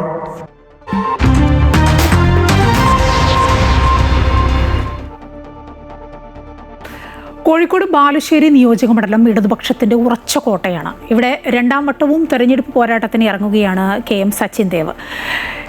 MLA എന്ന നിലയിൽ 1700 കോടിയിലധികം വികസന പ്രവർത്തനങ്ങളാണ് മണ്ഡലത്തിൽ നടത്തിയത് എന്നാണ് സച്ചിൻ ദേവ് അവകാശപ്പെടുന്നത്. കിഫ്ബി വഴി നമുക്ക് 509 കോടി രൂപയുടെ വികസന പ്രവർത്തനങ്ങൾ ഈ കാലയളവിൽ ഏറ്റെടുക്കാൻ കഴിഞ്ഞു. അതിൽ പ്രധാനമായും നമ്മുടെ റോഡുകളുടെ വികസനം, മണ്ഡലത്തിലെ വളരെ പ്രധാനപ്പെട്ട എല്ലാ റോഡുകളും ആധുനിക BMN/BC നിലവാരത്തിലേക്ക് ഉയർത്തി നിർമ്മിക്കാൻ കഴിഞ്ഞു എന്നുള്ളത് റോഡുകളുടെ വികസനത്തിൽ ശ്രദ്ധേയമായൊരു മുന്നേറ്റം സാധ്യമാക്കാൻ കഴിഞ്ഞു. മറ്റൊന്ന് ആരോഗ്യ പരിപാലന കേന്ദ്രങ്ങളുടെ വികസനം എന്നുള്ള നിലയിൽ പ്രധാനം ബാലുശ്ശേരിയിൽ താലൂക്ക് ആശുപത്രിയുടെ വികസനമായിരുന്നു. 26 കോടി രൂപ ചെലവഴിച്ചാണ് മികച്ച കെട്ടിടങ്ങളും ഭൗതിക സൗകര്യങ്ങളോടുകൂടി ബാലുശ്ശേരി താലൂക്ക് ആശുപത്രി നിർമ്മിച്ചിട്ടുള്ളത്. ബാലുശ്ശേരിയിലെ ഉന്നത വിദ്യാഭ്യാസ സ്ഥാപനങ്ങളിൽ വളരെ പ്രധാനം ബാലുശ്ശേരി ആർട്സ് ആൻഡ് സയൻസ് കോളേജാണ്. കോളേജിൻ്റെ വികസന പ്രവർത്തനങ്ങൾക്ക് വേണ്ടിയും കിഫ്ബി വഴിയുള്ള പണം ചെലവഴിച്ചു. നല്ല നിലയിലുള്ള ഭൗതിക സൗകര്യങ്ങൾ കോളേജിൽ ഒരുക്കാനായി ക്യാൻറ്റീൻ, അതോടൊപ്പം ഹോസ്റ്റൽ, ക്ലാസ് മുറികൾ, അഡ്മിനിസ്ട്രേറ്റീവ് ഓഫീസ് സംവിധാനങ്ങൾ, ലൈബ്രറികൾ, ഇതൊക്കെ നമുക്ക് യാഥാർത്ഥ്യമാക്കാൻ കഴിഞ്ഞു. ടൂറിസം രംഗത്തെ വികസന പ്രവർത്തനങ്ങൾ നല്ല മുന്നേറ്റം നമുക്ക് ഈ കാലയളവിൽ യാഥാർത്ഥ്യമാക്കാൻ കഴിഞ്ഞിട്ടുണ്ട്. മണ്ഡലത്തിലെ വളരെ പ്രധാനപ്പെട്ട പുഴകൾക്ക് കുറുകെയുള്ള ഇരു കരകളെയും ബന്ധിപ്പിക്കുന്ന പാലങ്ങളുടെ നിർമ്മാണ പ്രവർത്തനങ്ങളും ശ്രദ്ധേയമാകുന്ന വിധത്തിൽ നമുക്ക് ഏറ്റെടുക്കാൻ കഴിഞ്ഞു. മണ്ഡലത്തിൽ സ്കൂളുകൾ പ്രത്യേകിച്ച് ഒരു വലിയ മാറ്റത്തിന് വിധേയമായ കാലമാണ് ഈ കാലം. ഹൈസ്കൂളുകൾ, പൊതുവിദ്യാലയങ്ങൾ എന്നുള്ള നിലയിൽ നമ്മുടെ UP സ്കൂളുകളൊക്കെ ഭൗതിക സൗകര്യങ്ങൾ മെച്ചപ്പെടുത്താൻ കഴിയാകുന്ന വിധത്തിൽ ഏറ്റവും ശ്രദ്ധേയമായ നിലയിൽ മാറി എന്നുള്ളതും വളരെ പ്രധാനപ്പെട്ടൊരു മുന്നേറ്റമാണ്. അങ്ങനെ കിഫ്ബി യഥാർത്ഥത്തിൽ വലിയ മുന്നേറ്റം, വലിയ ഇടപെടൽ വികസനം എന്നുള്ള നിലയിൽ നടത്താനായി എന്നുള്ളത് ബാലുശ്ശേരി മണ്ഡലത്തെ സംബന്ധിച്ച് ജനങ്ങൾക്കേറെ വികസന പ്രവർത്തനങ്ങളിലേക്ക് ജനങ്ങളുടെ ആഗ്രഹത്തിനനുസരിച്ച് ഉയരാൻ കഴിഞ്ഞു എന്നുള്ളത് ഏറ്റവും പ്രധാനപ്പെട്ടൊരു പ്രത്യേകതയാണ്. ആകെ മൊത്തം മറ്റെല്ലാ പദ്ധതികളോടും ചേർത്ത് ഏകദേശം 1700 കോടി രൂപയുടെ വികസന പദ്ധതികൾ കഴിഞ്ഞ കാലയളവിൽ ഏറ്റെടുക്കാൻ കഴിഞ്ഞു. ചില പദ്ധതികൾ നേരത്തെ ഉള്ളതിൻ്റെ തുടർച്ചയായി പൂർത്തീകരിക്കപ്പെടേണ്ടതായിരുന്നു. ആ പദ്ധതികളുടെ പൂർത്തീകരണം സാധ്യമായി. ഇപ്പോൾ നിരവധി പദ്ധതികൾ അതിൻ്റെ നിർമ്മാണ പ്രവർത്തനം നടന്നുകൊണ്ടിരിക്കുന്നുണ്ട്. ചിലതൊക്കെ ഔപചാരികമായ ഉദ്ഘാടനം കഴിഞ്ഞു. ഏതായാലും ബാലുശ്ശേരിയുടെ ഒരു സുവർണ കാലം എന്നുള്ള നിലയിലേക്ക് വികസന പ്രവർത്തനങ്ങളുമായി ബന്ധപ്പെടുത്തി കാര്യങ്ങൾ പൊതുവെ വിശകലനം ചെയ്യുമ്പോൾ മണ്ഡലത്തെ നമുക്ക് കാണാൻ വേണ്ടി കഴിയും. കണ്ണൂർ കണ്ണാടിപ്പറമ്പ് ധർമ്മശാസ്ത്ര ക്ഷേത്രത്തിൽ ഉത്സവത്തിനിടെ ആനയിടഞ്ഞു. ഇന്നലെ അർദ്ധരാത്രിയോടെയാണ് ക്ഷേത്രത്തിലെ എഴുന്നള്ളിപ്പിനിടെ ആന അക്രമാസക്തനായത്. പ്രദേശത്തുണ്ടായിരുന്ന നിരവധി വാഹനങ്ങൾ ആന തകർത്തു. ആളപായമോ പരിക്കുകളോ ഉണ്ടായിട്ടില്ല. ഏറെ നേരം പരിഭ്രാന്തി പരത്തിയ ആനയെ പിന്നീട് മയക്കുവെടി വെക്കുകയായിരുന്നു.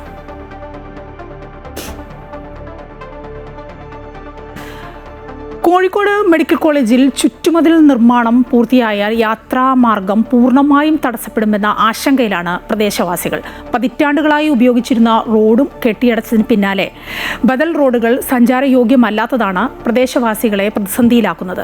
ഗതാഗതം തടസ്സപ്പെടുമെന്ന ആശങ്കയിൽ തെരഞ്ഞെടുപ്പ് ബഹിഷ്കരിക്കുമെന്ന് ഫ്ലെക്സ് ബോർഡുകളും പ്രദേശത്ത് പ്രത്യക്ഷപ്പെട്ടിട്ടുണ്ട്. 2 വർഷങ്ങൾക്ക് മുൻപാണ് പ്രദേശവാസികളുടെ പ്രതിഷേധം വകവയ്ക്കാതെ കോഴിക്കോട് മെഡിക്കൽ കോളേജ് പരിസരത്ത് ചുറ്റുമതിലിന്റെ നിർമ്മാണ പ്രവർത്തനങ്ങൾ ആരംഭിക്കുന്നത്. ജനങ്ങൾ പതിറ്റാണ്ടുകളായി ഉപയോഗിച്ചിരുന്ന റോഡും കെട്ടിയടച്ചുകൊണ്ടായിരുന്നു നിർമ്മാണം. നാട്ടുകാർക്ക് യാത്ര ചെയ്യാൻ ബദൽ സംവിധാനമായ റിംഗ് റോഡ് ഒരുക്കാമെന്ന് അധികൃതർ വാക്ക് നൽകിയിരുന്നുവെങ്കിലും അതും പാതി വഴിയിലാണ്. എന്നാൽ ചുറ്റുമതിലിന്റെ നിർമ്മാണം പകുതിയിലേറെയും പൂർത്തിയാവുകയും ചെയ്തു. റോഡിന് കുറുകെ ചുറ്റുമതിൽ നിർമ്മിച്ചാൽ സഞ്ചരിക്കാൻ കഴിയുന്ന വഴിയുടെ അവസ്ഥ ഇതാണ്. പകുതി എത്തിയാൽ റോഡിന്റെ വീതി വെറും 3 മീറ്റർ മാത്രമായി ചുരുങ്ങും. ഇത് തന്നെയാണ് പ്രദേശവാസികൾക്ക് തിരിച്ചടിയാകുന്നത്. ജനങ്ങൾ ഉപയോഗിച്ചുകൊണ്ടിരുന്ന 12, 13, 14 മീറ്റർ വീതി ഉണ്ടായിരുന്ന റോഡ് ഇത് മെഡിക്കൽ കോളേജ് അധികൃതർ കെട്ടി പകുതിയാക്കി. ഇതാർക്കോ വേണ്ടി ഈ മെഡിക്കൽ കോളേജിനെ സെൻട്രൽ ജയിലുമായി ഒരു കോമ്പൗണ്ടിലാക്കി ബിസിനസ് തന്ത്രങ്ങളാണോ അല്ലെങ്കിൽ മറ്റെന്തെങ്കിലും ഉദ്ദേശങ്ങളുണ്ടോ എന്ന് ജനങ്ങൾക്കറിയില്ല. നിരവധി സ്കൂൾ ബസ്സുകൾ പോകുന്ന റോഡാണിതെന്നും ചുറ്റുമതിൽ കെട്ടിയാൽ ഇവിടെ ഗതാഗതക്കുരുക്ക് ഉണ്ടാകുമെന്നും ആളുകൾ പറയുന്നു. 19ഓളം സ്കൂളുകളുടെ ബസ്സുകൾ, അത് വലിയ ബസ്സുകളൊക്കെ തന്നെയാണ് ഇവിടെ വന്നു പോകുന്നുണ്ട്. അത് സ്കൂളിൻ്റെ പീക്ക് ടൈം ആകുമ്പോഴത്തേക്ക് ഇത്രയും വലിയ ബസ്സുകൾക്ക് വന്നു പോകാൻ വേണ്ടി 7 മീറ്റർ വീതി വളരെ കുറവാണ്. കൂടാതെ ആംബുലൻസ്, ഡെയിലി മെഡിക്കൽ കോളേജിലേക്ക് പോകുന്ന ഡോക്ടേഴ്സും സ്റ്റാഫും ഇവിടുത്തെ അല്ലാത്ത യാത്രക്കാരും സ്കൂൾ കുട്ടികൾ നടന്നു പോകുന്നവർ നിരവധിയായിട്ട് ഇത്രയും ആൾക്കാർക്ക് ആ ഒരു പീക്ക് ടൈമിൽ പോകാൻ വേണ്ടിയിട്ട് കഴിയുന്ന തരത്തിലല്ല ഈ റോഡിൻ്റെ നിർമ്മാണം. നിലവിൽ കക്കോടി, നരിക്കുണി, ബാലുശ്ശേരി, വയനാട് തുടങ്ങിയിടങ്ങളിൽ നിന്ന് എളുപ്പത്തിൽ മെഡിക്കൽ കോളേജിലേക്ക് എത്തിച്ചേരാൻ സാധിക്കുന്ന റോഡാണിത്. പ്രധാന കവാടം കഴിഞ്ഞാൽ എളുപ്പത്തിൽ രോഗികൾക്ക് ആശുപത്രിയിലേക്ക് എത്താവുന്ന വഴി കൂടിയാണ് മതിൽ കെട്ടുന്നതോടെ ഇല്ലാതാകുന്നത്. ഗതാഗതം തടസ്സപ്പെടുമെന്ന ആശങ്കയിൽ തിരഞ്ഞെടുപ്പ് ബഹിഷ്കരിക്കുമെന്ന ഫ്ലെക്സ് ബോർഡുകളും ഉയർന്നിട്ടുണ്ട്. അമൃത ന്യൂസ്, കോഴിക്കോട്. കോഴിക്കോട് ട്രെയിനിന് നേരെയുണ്ടായ കല്ലേറിൽ വിദ്യാർത്ഥിക്ക് പരിക്കേറ്റ സംഭവത്തിൽ കുടുംബം ഡിവിഷണൽ റെയിൽവേ മാനേജർക്ക് പരാതി നൽകിയിരിക്കുകയാണ്. ഗുരുതരമായി പരിക്കേറ്റ ഐശ്വര്യയ്ക്ക് സാമ്പത്തിക സഹായം നൽകാൻ സാധിക്കുമോ എന്ന് പരിശോധിക്കുകയാണ് കോഴിക്കോട് റെയിൽവേ ഡിവിഷൻ ഉദ്യോഗസ്ഥർ പറഞ്ഞു. ഒരു കല്ലേറിൽ ജീവിതം തന്നെ കീഴ്മേൽ മറഞ്ഞ അവസ്ഥയിലാണ് ഐശ്വര്യയുടെ കുടുംബം. താടിയെല്ലും പല്ലും തകർന്ന് ശസ്ത്രക്രിയ കഴിഞ്ഞ് മകളെ പുറത്തെത്തിച്ചപ്പോൾ 2.5 ലക്ഷത്തിന്റെ ബില്ലാണ് പിതാവ് രാമകൃഷ്ണൻ ലഭിച്ചത്.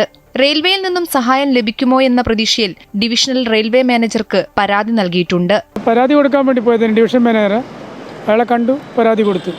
കാര്യങ്ങൾ കേസായിട്ട് നടത്തണ്ടല്ലേ എന്നാണ് പറഞ്ഞത്. അതും അയാൾ പറഞ്ഞു ട്രിബ്യൂണൽ കൊടുക്കാം, അല്ലെങ്കിൽ ലീഗലായിട്ടും കൊടുക്കാൻ തന്നെ. അതാ പറഞ്ഞ അയാളൊന്നും സംഖ്യയൊന്നും അയാളൊന്നും പറയില്ല, അങ്ങനെ ചെയ്യാം ഇങ്ങനെയും ചെയ്യാൻ പറഞ്ഞു.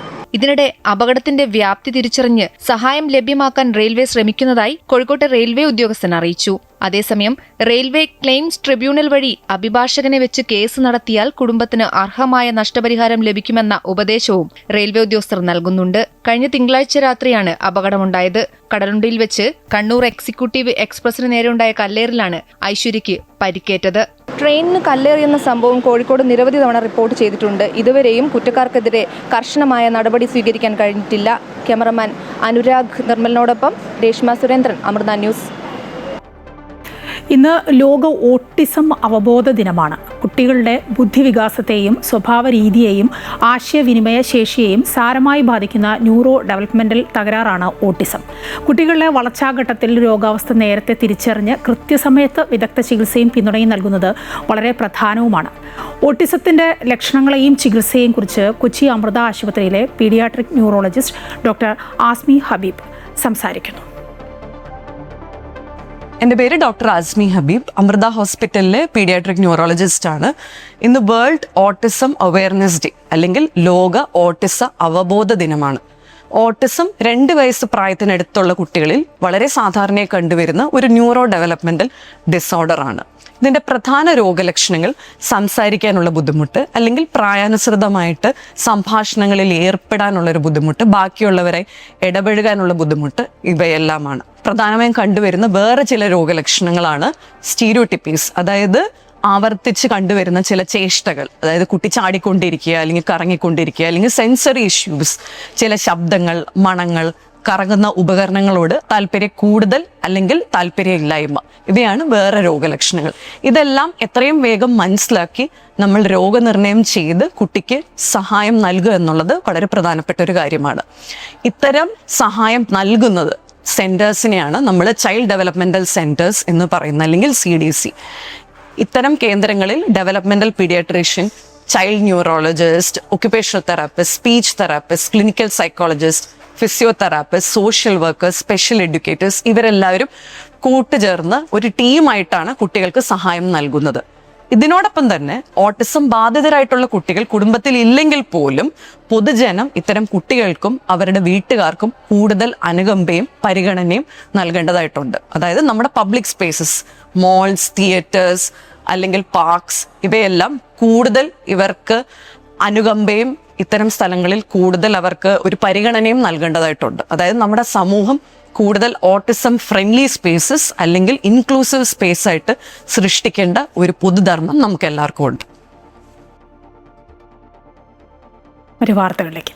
കോട്ടയം വിജയപുരത്തെ 5 നിർധന കുടുംബങ്ങൾക്ക് പുലരിക്കുന്ന് മാതാ അമൃതാനന്ദമയി മഠത്തിൻ്റെ വിഷു കൈനേട്ടം. തകർന്നു വീഴാറായ ഇരട്ട വീടുകളിൽ കഴിയുന്ന കുടുംബങ്ങളുടെ ദുരിതം സംബന്ധിച്ച അമൃത ന്യൂസ് വാർത്തയെ തുടർന്നാണ് മഠം സഹായഹസ്തവുമായി എത്തിയത്. പാവങ്ങളോടുള്ള സദ്ഗുരു ശ്രീ മാതാ അമൃതാനന്ദമയി ദേവിയുടെ സ്നേഹത്തിൻ്റെ പ്രതീകമായാണ് 5 കുടുംബങ്ങൾക്ക് അരിയും പലവ്യഞ്ജന വസ്തുക്കളും മറ്റ് ഭക്ഷ്യവസ്തുക്കളും അടങ്ങിയ കിറ്റ് കൈമാറിയത്.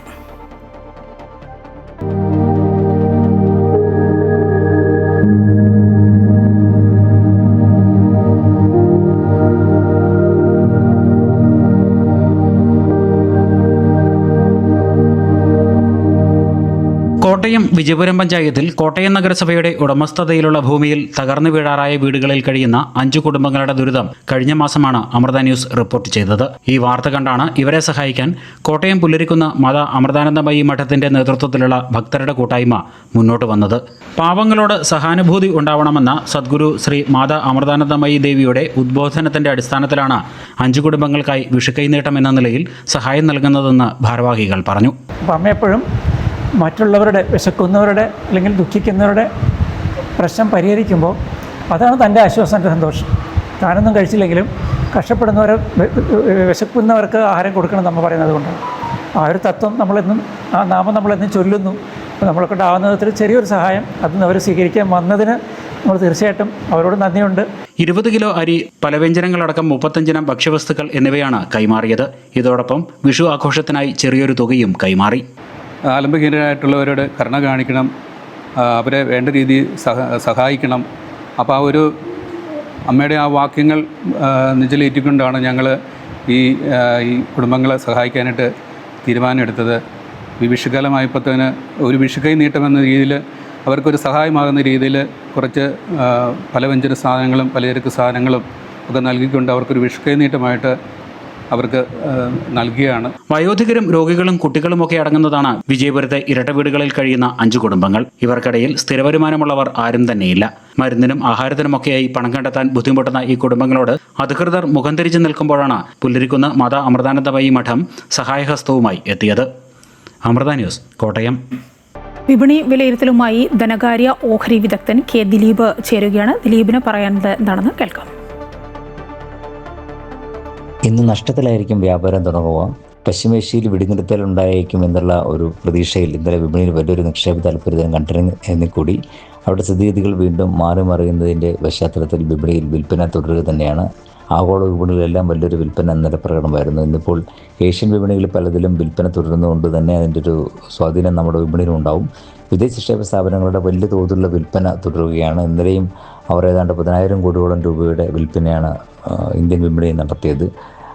അതിൻ്റെ ഒരു സ്വാധീനം വിപണിയിലുണ്ട്. അത് രൂപയുടെ മൂല്യത്തിലും വലിയ തോതിൽ സ്വാധീനം ഉണ്ടാക്കുന്നുണ്ട്. കഴിഞ്ഞ ദിവസം രൂപയുടെ മൂല്യം 94 എന്ന നിലവാരത്തിന് മുകളിൽ ആണ് വ്യാപാരം നടന്നത്. 94.77 എന്ന നിലവാരത്തിലേക്ക് രൂപയുടെ മൂല്യം ഇടിയുകയുണ്ടായി. ഇത് പെട്രോളിൻ്റെ വില കുറഞ്ഞേക്കും എന്നുള്ളൊരു സൂചനയും ഇന്നലെ വിപണിയുടെ നേട്ടത്തിൽ പ്രതിഫലിച്ചെങ്കിൽ കൂടി അതും ഇന്ന് മറിച്ചാവുന്നു. ഈ രീതിയിൽ ഏറിയും കുറഞ്ഞുമുള്ള വ്യാപാരമായിരിക്കും വരും ദിവസങ്ങളിലും പ്രതീക്ഷിക്കേണ്ടത്. വലിയ തോതിലുള്ള കയറ്റങ്ങൾ വിപണിയിൽ ഉണ്ടായിരിക്കുമെന്നതിന് സൂചന തന്നെയാണ് ഇത് നൽകുന്നത്. അതുകൊണ്ട് തന്നെ അതിൻ്റെ ഒരു സ്വാധീനം വിപണിയിൽ ഉണ്ടാവുകയും ചെയ്യും. എന്തായാലും ഇന്ന് നഷ്ടത്തിലായിരിക്കും വ്യാപാരം തുടങ്ങുക. സാങ്കേതികമായി 22,500 എന്ന നിലവാരത്തിലാണ് ഇപ്പോൾ വിപണിക്ക് ഒരു അടിസ്ഥാന നിലവാരമായി കണക്കാക്കുന്നത്. അതിന് താഴേക്കാണെങ്കിൽ 22,200 എന്ന നിലവാരത്തിലേക്ക് നീങ്ങാനുള്ള സാധ്യതയുണ്ട്. വിപണി തുടർച്ചയായി മുന്നോട്ട് നീങ്ങി വ്യാപാരം തുടരണമെങ്കിൽ 23,000 എന്ന നിലവാരം മുൻനിര സൂചിയായി നിഫ്റ്റി മറികടന്ന് വ്യാപാരം തുടരേണ്ടതുണ്ട്. ആ ഒരു നിലയിലേക്ക് വിപണി നീങ്ങുന്ന ഒരു സാഹചര്യത്തിൽ മാത്രമേ ഒരു വിപണി ഒരു മുന്നേറ്റം പ്രതീക്ഷിക്കേണ്ടതുള്ളൂ. മറിച്ചാണെങ്കിൽ നേരത്തെ സൂചിപ്പിച്ച പോലെ ഓരോ ആഗോള സ്ഥിതിഗതികൾക്കനുസരിച്ചുകൊണ്ടുള്ള നീക്കങ്ങൾ ഓരോ ദിവസവും വിപണിയിൽ മാറി മറിഞ്ഞുകൊണ്ട് തന്നെ സംഭവിക്കുകയും ചെയ്യും. ഈ രീതിയിൽ വലിയ തോതിലുള്ള കയറ്റങ്ങളോടുള്ള വ്യാപാരം തുടരാൻ തന്നെയാണ് വിപണിയിൽ സാധ്യത. ഇന്നും അതിൻ്റെ ഒരു സ്വാധീനം വിപണിയിൽ ഉണ്ടാവും. ഇന്ന് നഷ്ടത്തിലായിരിക്കും വ്യാപാരം തുടങ്ങുക.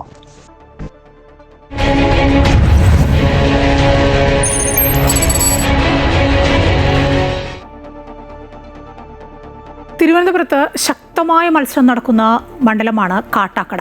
ഭരണമാറ്റമാണോ തുടർച്ചയാണോ എന്ന ചർച്ചയാണ് മണ്ഡലത്തിൽ സജീവമായി നടക്കുന്നത്. ജനങ്ങളുടെ പ്രതികരണം കേൾക്കാം. എങ്ങനെയുണ്ട് വികസന പ്രവർത്തനം? നല്ല വികസനം തന്നെ, കുഴപ്പമില്ല. ആര് ഭരിക്കുമെന്ന് പറയാൻ പറ്റൂല. ഒന്നിൽ ഐ വി ശശി അല്ലെങ്കിൽ എം.ആർ. ബൈജു. ഇല്ല, ഐ വി സതീഷിനാണ് സാധ്യത. കാരണം കഴിഞ്ഞ 10 വർഷക്കാലം ഈ മണ്ഡലത്തിൽ നടത്തിയുള്ള വികസന പ്രവർത്തനങ്ങൾ ആളുകളുടെ മനസ്സിലുണ്ട്. ഇന്നലെ വരെ കാണാത്ത അഭൂതപൂർവ്വ ഒരു വികസനമാണ് കാട്ടാക്കട മണ്ഡലത്തിൽ നടന്നത്. അതുകൊണ്ട് തന്നെ ഐ വി സതീഷ് തീർച്ചയായും നല്ല ഭൂരിപക്ഷത്തിൽ ജയിക്കും. ഇടത് ഭരണം വീണ്ടും തുടരും. എം.ആർ. ബൈജു ഇവിടെ ഒരു ബ്ലോക്ക് ഡിവിഷനിൽ പ്രതികരിച്ചിട്ട് പോലും 5 വർഷക്കാലം ആ ബ്ലോക്ക് ഡിവിഷനിൽ പോലും ഒന്നും ചെയ്യാത്ത ആളാണ്. ബി.ജെ.പിയുടെ സ്ഥാനാർത്ഥി 5 വർഷം കൂടുമ്പോൾ മത്സരിക്കാൻ വേണ്ടി വരുന്ന ആളാണ്. അപ്പോൾ അതുകൊണ്ട് തന്നെ ആ സ്ഥാനാർത്ഥിയെക്കുറിച്ചും ജനങ്ങൾ തിരിച്ചറിയുന്നുണ്ട്. മാറ്റം പറഞ്ഞെങ്കിലേ ശരിയാവുള്ളൂ. അതത്രേ ഉള്ളൂ പറയാനുള്ളൂ. ഒരു മാറ്റം വരണം. മറുപടിക്കുള്ള നല്ല മനുഷ്യനാണ്, ആളോട് സഹകരണമൊക്കെ ഉണ്ട്. പി കെ കൃഷ്ണദാസ് അതൊന്നും പറയാൻ ഒക്കില്ല.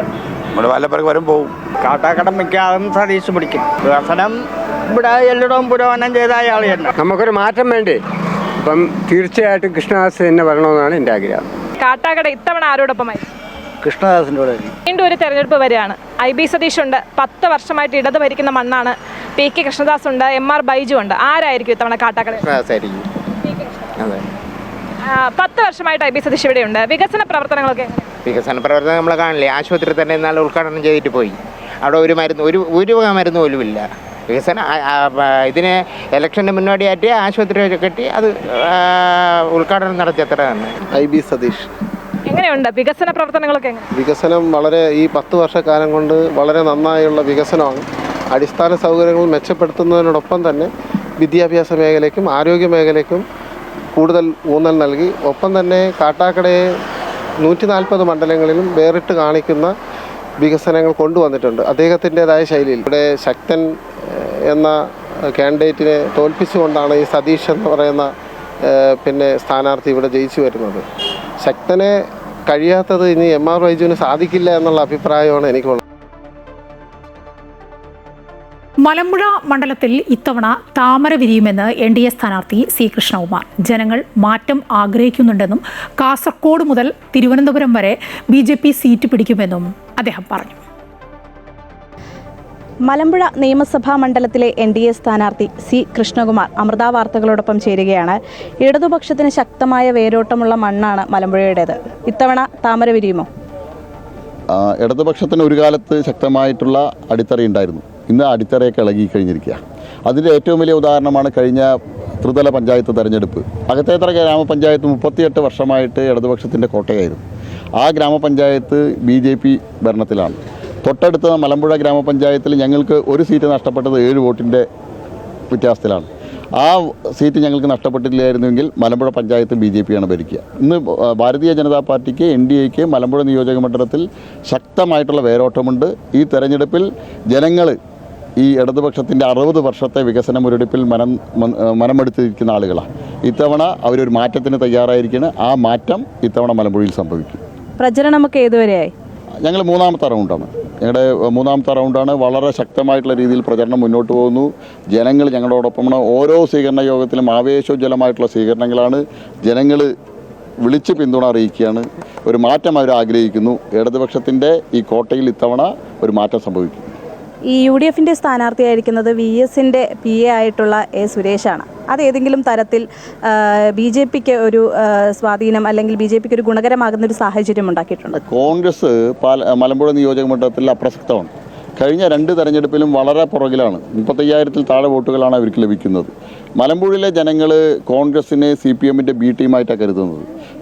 ഇവിടെ NDAക്ക് ഇത്രയും വലിയ പിന്തുണ ലഭിക്കാൻ കാരണം ഇടതുപക്ഷത്തിൻ്റെ സ്വജനപക്ഷപാതത്തിനും ധാർഷ്ട്യത്തിനും എതിരായിട്ട് ശക്തമായിട്ടുള്ള പ്രതിപക്ഷമായിട്ട് ഇവിടുത്തെ ജനങ്ങളുടെ പ്രശ്നങ്ങളിൽ ഇടപെട്ടത് BJP ആണ്. അതുകൊണ്ടാണ് BJPക്ക് വലിയ ജനപിന്തുണ വന്നത്. കോൺഗ്രസിനെ അവർ എഴുതി തള്ളിയ കാര്യമാണ്. സുരേഷല്ല, ഇനി X or Y ആര് കാൻഡിഡേറ്റ് ആയാലും കോൺഗ്രസിന് ഇവിടെ ഒരു പ്രസക്തിയില്ല. ഈ ഇടതുപക്ഷത്തിലെ സ്ഥാനാർത്ഥി പറഞ്ഞത് പണവും കള്ളപ്രചരണങ്ങളും ഉണ്ടെങ്കിൽ BJPക്ക് ജനവിധിയെ അട്ടിമറിക്കാൻ സാധിക്കുമെന്നൊരു കരുതുന്ന ഒരു പാർട്ടിയാണ് എന്നുള്ളതാണ്. ആ ആരോപണങ്ങളെ എങ്ങനെയാണ് നേരിടുന്നത്? OSS ഡിസ്റ്റിലറിയിൽ നിന്ന് മദ്യക്കമ്പനിയിൽ നിന്ന് കോടികൾ വാങ്ങി ഒഴുക്കുന്നത് ആരാണെന്നുള്ളത് ഇവിടുത്തെ ജനങ്ങൾക്കറിയാം. എലപ്പുള്ളി പോലെയുള്ള കുടിവെള്ളക്ഷാമം രൂക്ഷമായിട്ടുള്ള ഒരു കാർഷിക മേഖലയിൽ കോടിക്കണക്കിന് രൂപ OSS കമ്പനിയിൽ നിന്ന് കൈക്കൂലി വാങ്ങി ആ കമ്പനിക്ക് വഴിവിട്ട് അവിടെ അനുമതി കൊടുത്ത ഇത് ആരാണെന്ന് ജനങ്ങൾക്കറിയാം.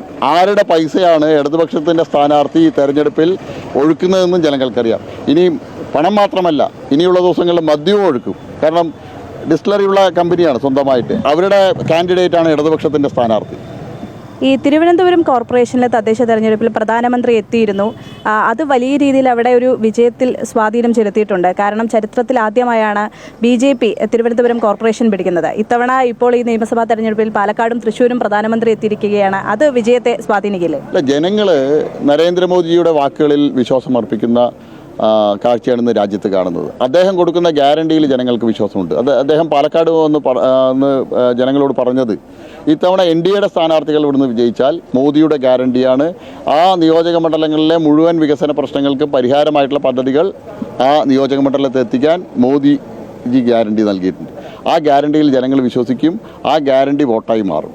ഈ നിയമസഭാ തെരഞ്ഞെടുപ്പിൽ കേരളത്തിൽ പലയിടത്തും താമരകൾ വിരിയുമെന്നുള്ളതാണ്. തിരുവനന്തപുരം മുതൽ കാസർഗോഡ് വരെ അത്ഭുതങ്ങൾ സൃഷ്ടിക്കുന്ന രീതിയിൽ ത്രിപുരയിലെ തെരഞ്ഞെടുപ്പ് ചരിത്രം നമ്മുടെ മുന്നിലുണ്ട്. 0-ൽ നിന്നും ഭരണത്തിലേക്കാണ് അവിടെ BJP വന്നത്. BJP എഴുതി തള്ളിയതാണ്. 1.5% വോട്ടായിരുന്നു. ഇവിടെ BJPക്ക് നിലവിൽ 20% വോട്ടുണ്ട്. 1.5% നിന്ന് അവിടെ ഭരണത്തിലെത്താമെങ്കിൽ 20% നിന്ന് ഭരണത്തിലെത്താനും വിഷമമില്ല. നമ്മൾ ഒരിക്കലും പ്രതീക്ഷിക്കാത്ത സീറ്റുകളിൽ പോലും ഇത്തവണ കേരളത്തിൽ ജയിക്കും. പൂർണ്ണ ആത്മവിശ്വാസത്തിലാണ്. 100% ജനങ്ങളുടെ പിന്തുണയാണല്ലോ ആത്മവിശ്വാസത്തിൻ്റെ അടിസ്ഥാനം. ജനങ്ങളുടെ ഭാഗത്ത് നിന്ന് വലിയ പിന്തുണ ഞങ്ങൾക്ക് ലഭിക്കുന്നുണ്ട്. അതുതന്നെയാണ് ഞങ്ങളുടെ ആത്മവിശ്വാസം. തീർച്ചയായിട്ടും അത്തരത്തിൽ പൂർണ്ണ ആത്മവിശ്വാസത്തിൽ തന്നെയാണ് മലമ്പുഴ പിടിക്കാൻ ശ്രീ കൃഷ്ണകുമാർ ഇറങ്ങുന്നത്. ക്യാമറാമാൻ സുനിലിനൊപ്പം ആതിര രാധാകൃഷ്ണൻ, അമൃത ന്യൂസ്, പാലക്കാട്. ഏതായാലും സംസ്ഥാനം പോളിംഗ് ബൂത്തിലേക്ക് എത്താൻ ഇനി 7 നാൾ മാത്രമേ ബാക്കിയുള്ളൂ. കളം പിടിക്കാൻ തന്ത്രങ്ങൾ മെനയുകയാണ് 3 മുന്നണികളും. LDFിൻ്റെയും UDFിൻ്റെയും പ്രകടന പത്രികകൾ ഇന്ന് പുറത്തിറക്കാൻ പോവുകയാണ്. മുഖ്യമന്ത്രി പിണറായി വിജയനാണ് ഇടതുമുന്നണിയുടെ പ്രകടന പത്രിക പുറത്തിറക്കുക. കോഴിക്കോട് നടക്കുന്ന ചടങ്ങിൽ MV ഗോവിന്ദൻ അടക്കമുള്ള ഒപ്പം LDF കൺവീനറുണ്ട്. അങ്ങനെ മുതിർന്ന നേതാക്കളൊക്കെ ഉണ്ടാവും. അതുപോലെ തന്നെ മുന്നണിയിലെ മറ്റ് പ്രമുഖ നേതാക്കളും ഒക്കെ പങ്കെടുക്കുന്ന പ്രകടന പത്രികയിൽ എന്തൊക്കെ കാര്യങ്ങളായിരിക്കും പറയുക എന്ന് ആകാംക്ഷയോടെ ഉറ്റുനോക്കുന്നുണ്ട്. ഒരു തുടർഭരണത്തിലേക്കൊക്കെ പോകാൻ വേണ്ട രീതിയിലുള്ള ഒരു പ്രകടന പത്രികയായിരിക്കുമല്ലോ, അത് നമുക്ക് ഊഹിക്കാം. ക്ഷേമ പെൻഷനുകൾ, അതുപോലെ തന്നെ ലൈഫ് മിഷൻ, KFON തുടങ്ങിയ പദ്ധതികളിലെ അടുത്ത ഘട്ട പ്രഖ്യാപനങ്ങളൊക്കെ പട്ടികയിൽ ഉണ്ടായിരിക്കുമെന്നാണ് പ്രതീക്ഷിക്കുന്നത്. ഒപ്പം തെലങ്കാന മുഖ്യമന്ത്രി രേവന്ത് റെഡ്ഡി, KC വേണുഗോപാൽ, VD സതീശൻ എന്നിവർ ചേർന്ന് കൊച്ചിയിലെ ചടങ്ങിൽ ഇന്നിപ്പോൾ UDFിൻ്റെ പ്രകടന പത്രികയും പ്രകാശനം ചെയ്യും. കേന്ദ്രമന്ത്രിമാർ അടക്കം ദേശീയ നേതാക്കളുടെ പ്രചരണം വിവിധ ജില്ലകളിൽ തുടരുന്നുണ്ട്. പ്രിയങ്ക ഗാന്ധി ഇന്ന് തലസ്ഥാനത്തുണ്ട്. ഒപ്പം കൊല്ലത്തും ഇന്ന് പ്രചരണം നടത്തും. മുഖ്യമന്ത്രിയുടെ പര്യടനം ഇന്ന് കോഴിക്കോട് ജില്ലയിലാണ് നടക്കുക. മഹാരാഷ്ട്ര മുഖ്യമന്ത്രി ദേവേന്ദ്ര ഫഡ്നവിസുമുണ്ട് കേരളത്തിൽ. എറണാകുളം ജില്ലയിലാണ് അദ്ദേഹം പ്രചരണ പരിപാടികൾക്ക് NDAയുടെ പ്രചരണ പരിപാടികളിലൊക്കെ പങ്കെടുക്കുക. അങ്ങനെ സംസ്ഥാനം പോളിംഗ് ബൂത്തിലേക്ക് പോകാനുള്ള പ്രചാരണ തിരക്കുകളുമായി മുന്നോട്ട് പോവുകയാണ്.